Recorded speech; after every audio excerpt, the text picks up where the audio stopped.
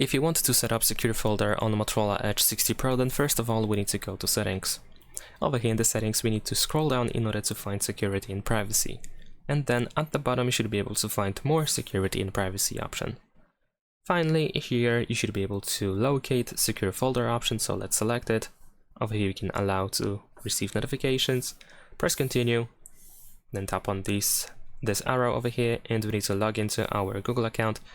So select your Google account here. The reason why we have to select our Google account is because the secure folder is a private environment where we have access to different accounts compared to everything that we have outside of the secure folder. So after that, just wait a couple of seconds, up to a minute or so, in order to set up the secure folder. But soon after that, you should be able to choose the password type that you wish to use for the secure folder. In my case, I'm gonna use a PIN code, and I'm gonna enter a simple password. Let's proceed, enter the password again. And there we go. You can also use fingerprint unlock here, so you can press setup in order to proceed. In my case, I'm gonna set it up later. And we have our secure folder ready to go. In order to find the secure folder, by default, you should be able to find it in the app drawer over here. So if you go over here, you need to, of course, unlock the access.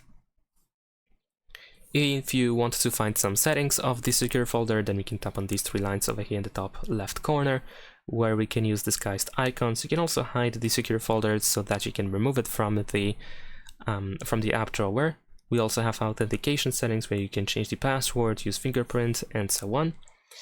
And if you want to add an app to the secure folder, then you can press either this plus over here in the bottom right corner, and then you can choose add apps. So you can choose an app from the list of apps that you have already installed.